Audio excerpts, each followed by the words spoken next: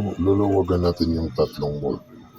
Isa yan, 12mm, pangalawa yan, at saka may isa sa ilalim na 14mm. 12mm itong dalawa. Bolt, yung isa naman sa taas is nut. Yan, nut yan. Saka yan is a bolt. Maluwag na yan. Saka Tapos susunod natin yung sa ilalim na 14mm. Yan, 14mm.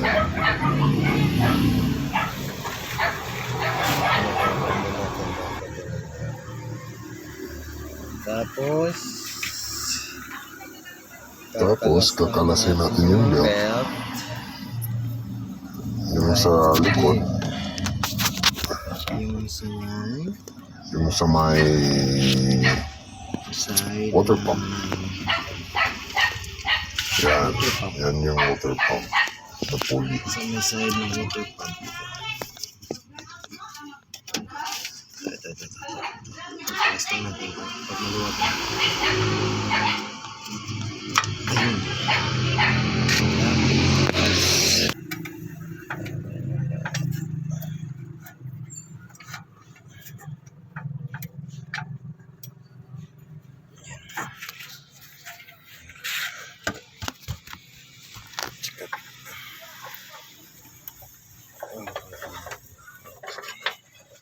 Yun.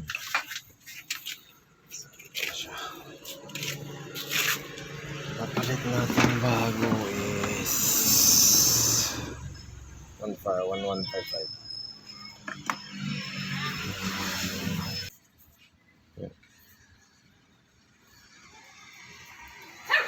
So, yan, 4PK 115. So, kakabit na natin. Let's go!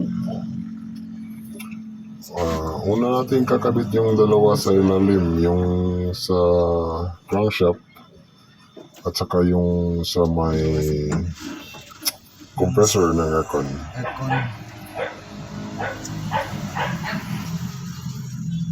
Camshaft.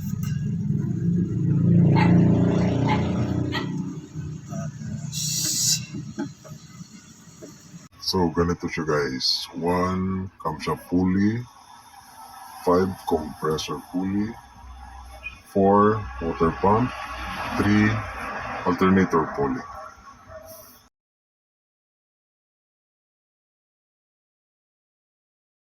First, tong dalawa sa baba. Tapos, yung sa alternator. Tapos, pa-slide na yung sa may water pump. Yan, slide hanggang papasok.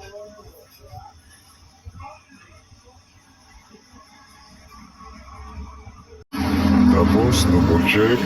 Yan, alternator, water pump. Tapos yung sa may compressor. Siguraduhin nakapasok at nakalapat lahat ng maayos.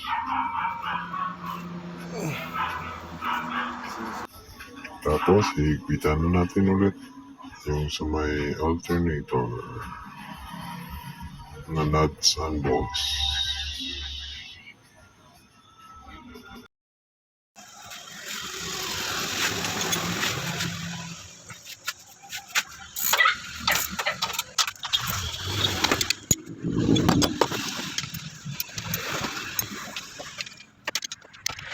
So, yan guys. Tapos,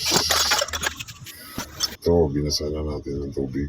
Tsaka, try natin if may mga squeak sound. If wala, din okay na. Tapos, bye. Hanggang sa susunod.